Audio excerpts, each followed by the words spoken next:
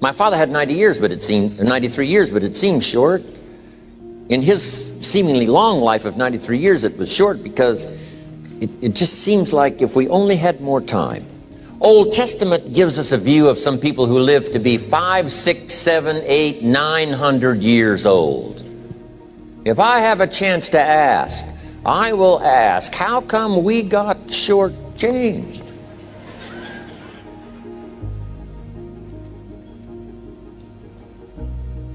Wouldn't that be a good question if you had a chance to ask? Imagine 700, 800, 900 years to watch generation after generation after generation after generation stay healthy and well.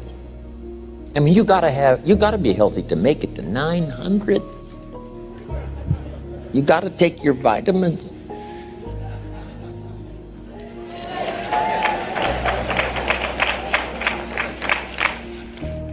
I'm pushing the Bible, I'm pushing vitamins. I mean, I'm doing good today.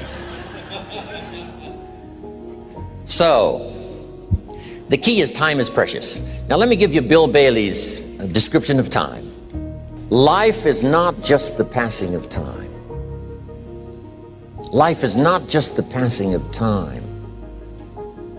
Life is a collection of experiences, their frequency,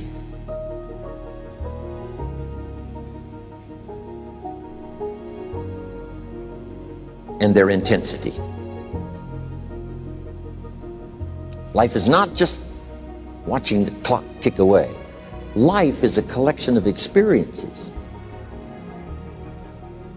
their intensity, their frequency. When my friend Mark died at age 44, someone says, that's young to die. But what if he lived 4 lifetimes in one? It might not be too young. So here's whatever the span of your life turns out to be, here's what you want to fill it up with: experiences and the intensity of those experiences.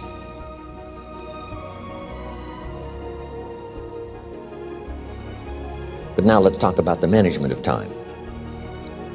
Here's one of the best ones. We covered earlier, when should you start building this hotel? Answer: as soon as you have it finished. Now jot this one down on time management. When should you start the day? As soon as you have it finished. Plan the day the best you can, leaving plenty of room for improvising and surprises and all the stuff that happens during the course of the day. But if you've planned a good, productive day, now you start that day, you can't believe how much more valuable your time will be. Don't start the day until you have it finished. Now here's the next one. Don't start the week until you've had it finished. Now to lay out a week is a pretty good challenge. Next, don't start the month until you have it finished. The places to go and the people to see and the productivity and the sales and the customers and the development and all the rest of what you want to accomplish during the course of 30 days. Don't start the month till it's finished. And then here's the big one. This is really challenging. Don't start the year until you have it finished. To the best of your ability. It can't be finished like minute by minute. But in terms of the sweep of what you want to accomplish in the year 2002, make sure that that's set and ready to go by the time January 1st rolls around.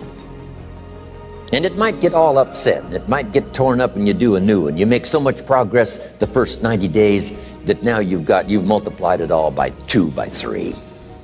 Because that happened to me. I thought, wow, this is going to be a great year. By the time I'd finished the 3rd month, I'm rolling, I'm soaring. So many things are happening, I revised my whole year's plan. Okay. Now, jot this down. Approaches to the management of time. Here's the first one. Ignore the subject. I mean, that's good advice. Don't let anything overly bug you. Because remember now, you don't have to do anything. Someone says, well, I got to get a handle on my time. The answer is no, you don't. If you want to let it all go, you can let it all go. I mean, this is good advice. Somebody says, you ought, you ought, you ought. Jot this down. Ignore all the you oughts or you should. Only if they're giving general information. We should. It's better to say if you're teaching, we should. Not you should, we should. Then you let me listen in without it being too confrontational. If everyone did this, see, that'd be great. And then you give a person a chance to choose to do it or not to do it. But when you start the you ought, now see if I don't, now see we got some tension and maybe some problems. So you oughts seem to always create problems.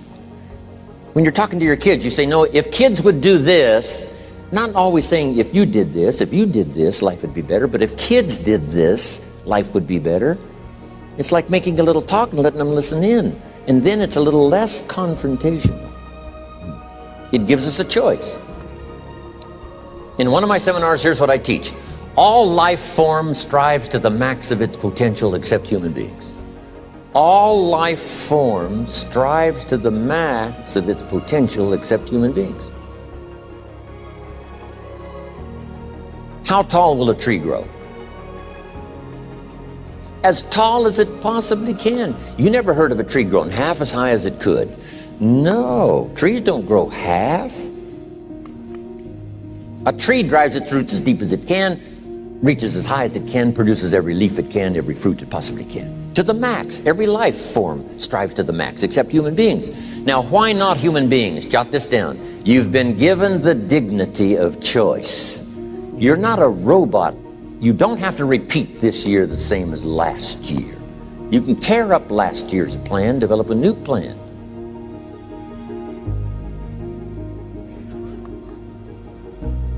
So, the dignity of being a human being. Now, here's the choice on being a human being. To be part of all we were meant to be, or to be all. To strive for all, or half, or part, or some. The choice is up to you. To develop one skill or 10 skills. Someone says, well, I'd be happy with just one more language. Well, some say, hey, I'm going to learn 6 or 7. And this is all a matter of choice. And when someone says, no, you ought to learn 4, you got to resist all that. Because this is personal dignity. And you don't want to destroy someone's dignity by doing all the oughts, and then they feel reluctant to do it. Now we've got problems. So if you want to, just ignore this subject on time management. Now here's the next one. Step down to something easier.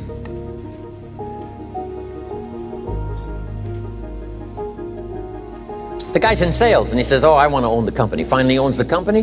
Now he's got no time to play golf. He said, when I was in sales, I was making big money playing golf 3 days a week.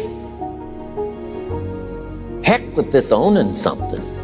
Heck with managing. My life was never my own after I started to manage. I'm going back to sales. See, this is the key. If you're getting too pressed, you might consider stepping down to something with a little easier time pressure. Little girl says to her mother, Daddy comes home, brings his briefcase and pats me on the head and says hello, disappears and works on his papers. How come my daddy doesn't play with me? And her mother said, look, your daddy loves you very much, but he's so busy at work, he can't get it all done, he has to bring it home. He loves you, but that's why he can't play with you. And the little girl said, why don't they just put him in a slower group? So, jot this down now. If you don't have time for your kids, you might consider joining a slower group. Remember when I said some things I went for cost me too much? So reconsider. Next key to time management, and that's work longer and harder. But see, there's a limit to that. I almost lost my health the first year. I went so crazy about personal development and achievement. I just went bonkers. You know, I told you I was skinny, but at the end of that first year, I was a walking shadow. And then it suddenly occurred to me, what if I got rich and too ill to spend it? I mean, that was a shocker. So I started, developing a little more reasonable. Because I said, if 12 hours won't do it, I'll work 14. If that won't do it, I'll work 18. I mean, how many hours it takes. And sure enough, it cost me too much. So see, working longer and harder for some might be appropriate. If you're just sitting around not doing that much, this might be good, work longer and harder. But you can only work so hard. Here's the key, not to work harder, but smarter. When you've worked as hard as you can, doing the best you can in terms of physical output in the time, reasonable time. Now here's the ultimate in the management of time, and that is you simply become more skillful. When I first got into sales, You know, I was around people that could get, 9 out of 10, 8 out of 10. And when I first started, I could only get 1 out of 10. But here's what I did. I worked around the clock, so that I would make up in numbers what I lacked in skill. That's good in sales. You got to jot that down. When you're new, you make up in numbers what you lack in skill. Now, when you become more skillful, the numbers can go down because now your persuasive ability and all of that is now so high that you don't need to put as many numbers out. But at first, if you want to compete or if you want to really get good, you've got to put in the numbers. But if you get more from yourself, develop more of yourself, now the time management becomes an easier task. Now here's the next thing. Either you run the project or it runs you. I've found out when you start something, at first you're in charge. All of a sudden, a year later, it's in charge. Some of the companies I started, I'm telling you, I'm in control. A couple of years later, I'm out of control. At first, I've got it on the run. 2 years later, it's got me on the run. Haven't got enough time. I'm dizzy with trying to get it all done. So here's part of the key, and that's to get in charge. Say, I'm going to take charge of my health. One of my albums is entitled, Take Charge of Your Life. Take charge of your time. Take charge of your resources, which we're going to talk about next. Take charge of your health. You're the one that's responsible for it. It's not a requirement of society that you not have a heart attack and take care of your family. That's not a requirement of society, but you must make it a requirement of yourself. Society doesn't require that you build a financial wall around your family nothing can get through. That's not a requirement of society. It's a requirement you impose on yourself to build a financial wall around your family nothing can get through. So impose on yourself this self-development of being in charge, taking charge of your life and your health and your future and your responsibilities and all the rest. Next, reasonable time is enough time to achieve all of your goals. Just jot that down. Reasonable time is enough time. I had to learn that. Reasonable time is enough time. Here's why. It's not the hours you put in, it's what you put in the hours. If you start depositing greater ideas into the hours you've got later than now, I'm telling you, later you can't believe the productivity that will flow. The ideas you can't think of now, a year from now, they'll start to flow. And when you deposit those ideas in the hours you've got, productivity multiplies by 2, 3, 5, 10. Next, time management essential. We've already covered the first one, a written set of goals. And then do priorities on your goals. What's important this week? What's important this month? Here's the next one. Often review. Just go over your goals to make sure that your list is working for you. It's got you inspired. It's got you turned on.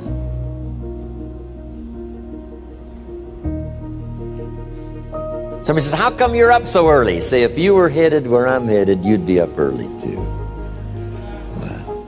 If you were going to meet who I'm going to meet, you'd be up early. If it was going to stack up for you like it's stacking up for me, you'd be getting up early. Here's some more time management essentials. Learn to study what we call majors and minors. You pick up the phone. Here's what you must say when you pick up the phone. Is this a major conversation or a minor conversation? If it's minor, a few pleasantries and you're done. If it's major, maybe you've got to make a few notes. So here's the next one. Important conversations, make an agenda before you make the call. Just jot down a little agenda. It's so easy now to just talk out of your head. Did you ever hear a conversation end like this? Let's see, there was something else. See, you don't look that swift. I can't think of it right now. I'll call you back. See, you look a little incompetent. Let's see, there was something. It escapes me right now. Really? So have you got this now? Make an agenda before you make a call if it's an important call. Now later that saves you all kinds of stuff. You call John in, the salesman, and say, John, remember those 4 things we went over? He said, no, we didn't talk about that. And then you pull out your daytime or whatever, and there's the list you made when you made the call. He said, oh yes, seems like I do remember.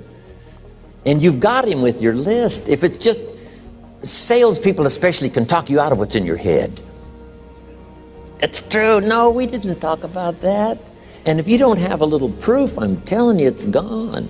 So make an agenda before you make a call. So what's major, what's minor? Now here's the key on this. Don't major in minor things. If you take up major time to do minor things, I'm telling you, you'll be behind the curve constantly. Here's what we learn in sales training. What's major time and what's minor time?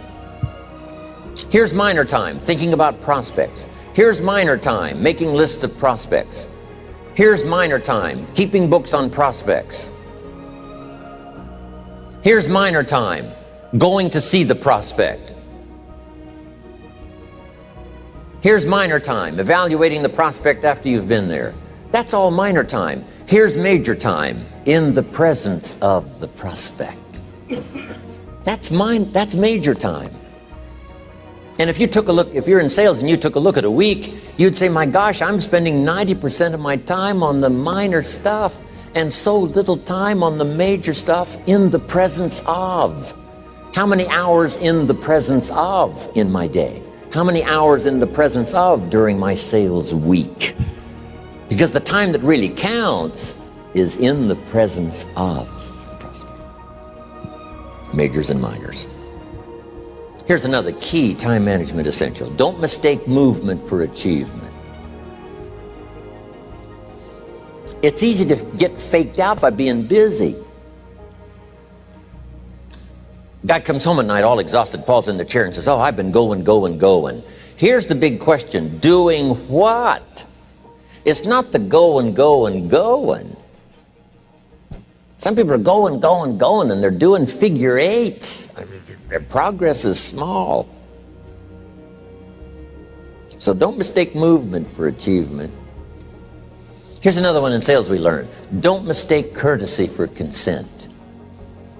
If somebody's pleasant and they nod, you say, oh, they're going to buy. No, they're courteous. You can't mistake courtesy for consent.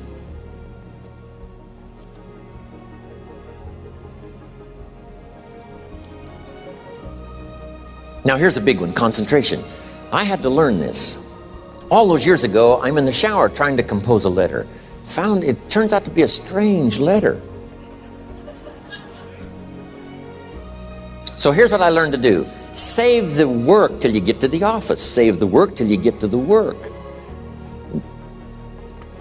Don't try to get to the office on the way to work.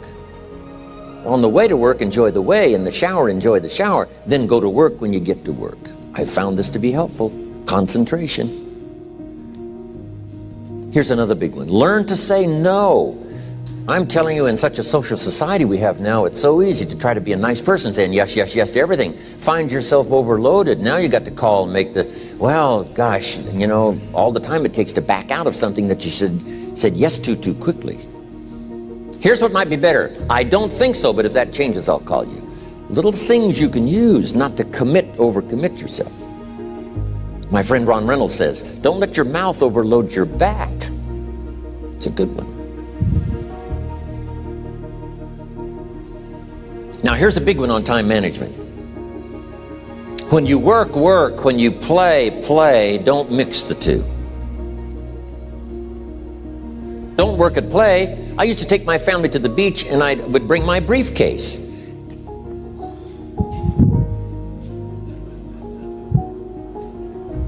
I learned not to do that.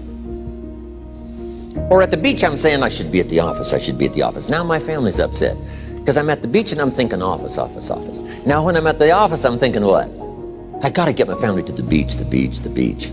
So things are not going too well at the office because I'm thinking beach, and things are not going too well at the beach because I'm thinking office. Here's what I learned to do. At the beach, be at the beach. At the office, be at the office. When you work, work. When you play, play. Don't mix the two. Don't work at play. Now here's one of the most important ones. Don't play at work. Work is too serious.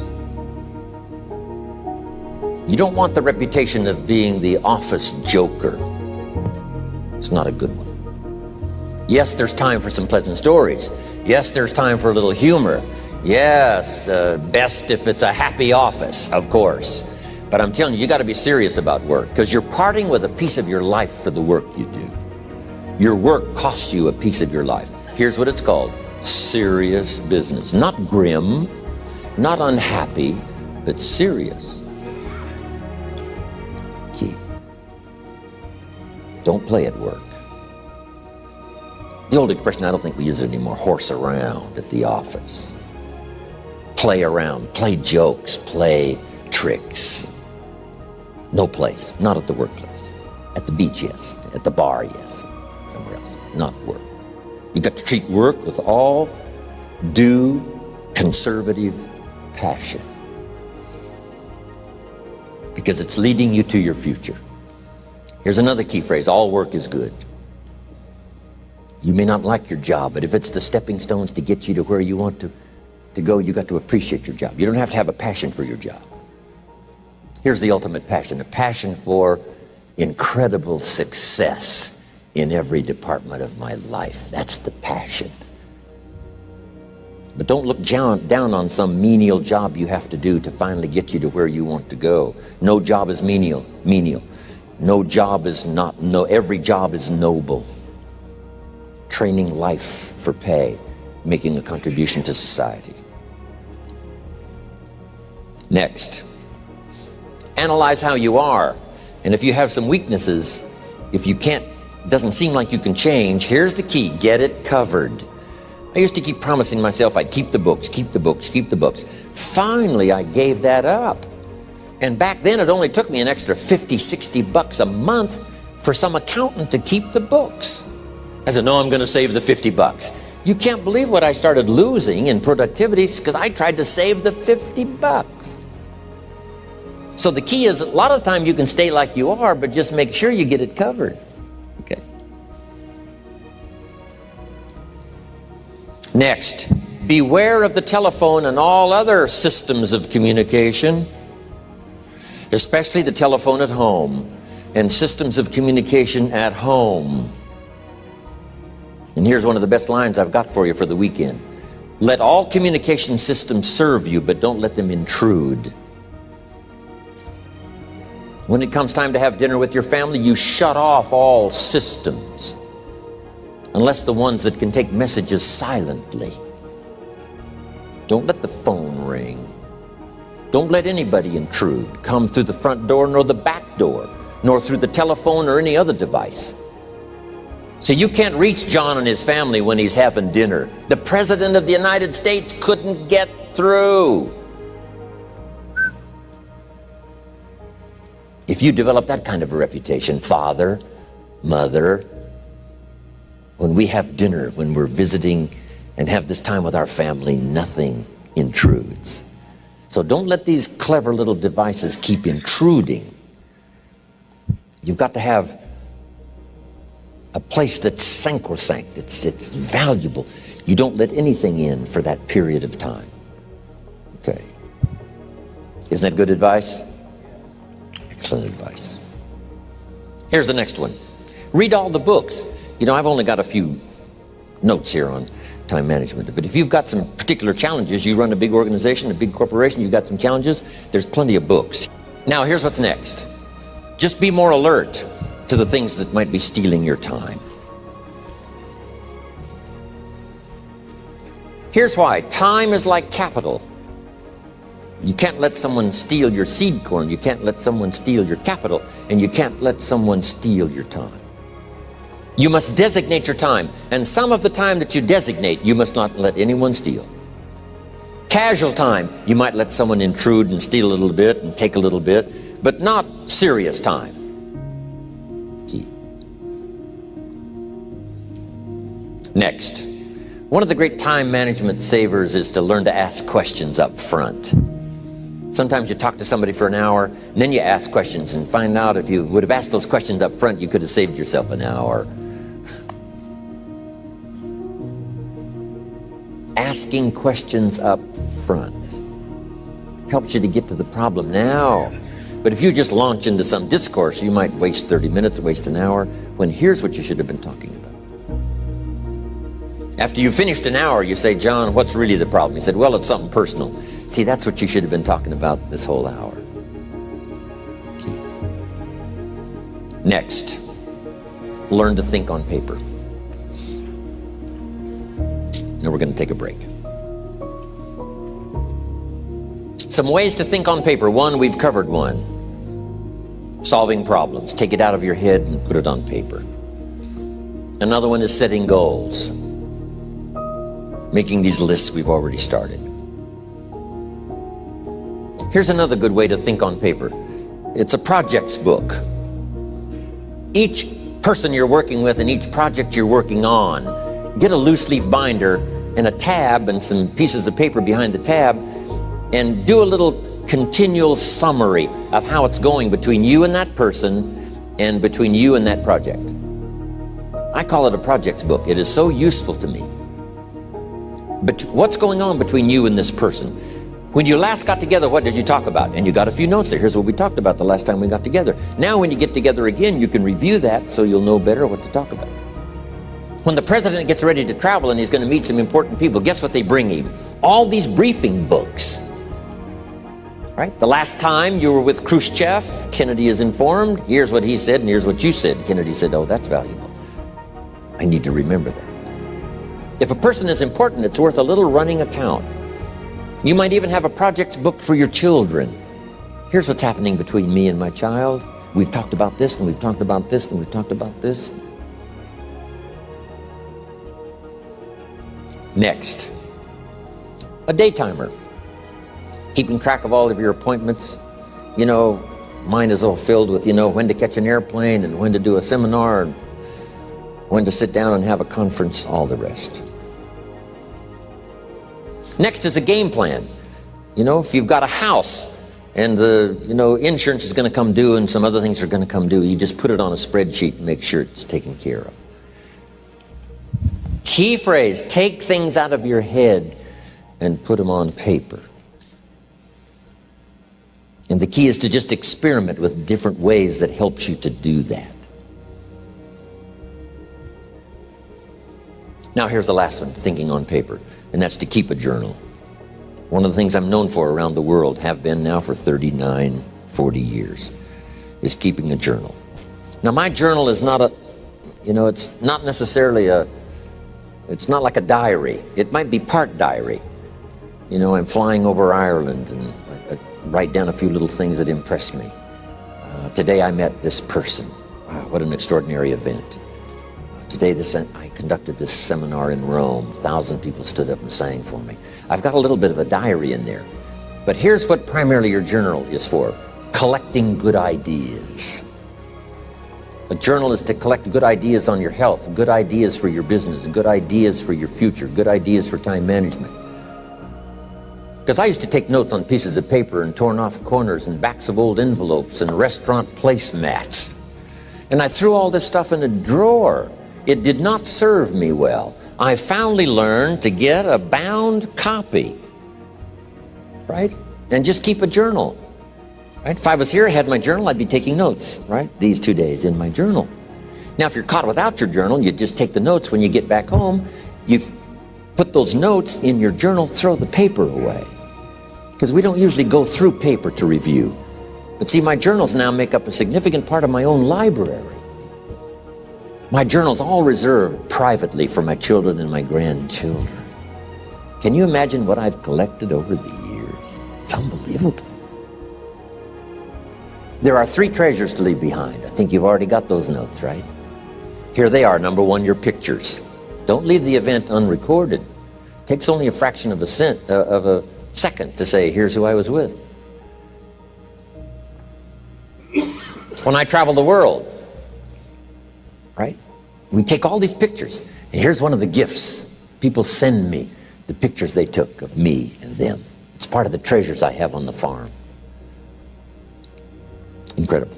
A picture's worth 1,000 words to describe the scene, the emotion, what happened. Say, wow, this was an extraordinary day for me when I met these people. Here's what they told me happened to them when they went to my seminar 10 years ago. Wow, the drama comes back if you've taken the pictures. It's one of the treasures to leave behind when you go.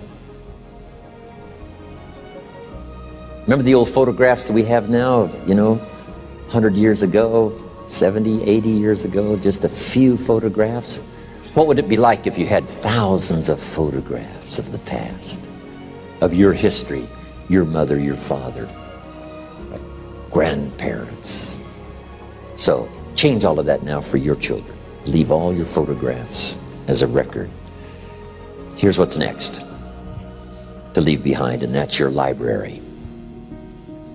The books that changed your life, the books that changed your health, the books that rescued you from oblivion, the books that you passed on to other people, they were so exciting for you, the books that made you financially independent, the books that developed your leadership, the books that gave you wisdom to ponder when things were tough, the books that got you through the winter, the books that helped you to plant in the spring and harvest in the fall. What a treasure to leave behind. If you do that, here's what's for sure. Your books will be more valuable than your furniture. Wow. Now the third treasure to leave behind is your journals. The notes you took that helped you to live life as you lived it. Long after you're gone, a treasure that children, grandchildren, great-grandchildren will find so fascinating.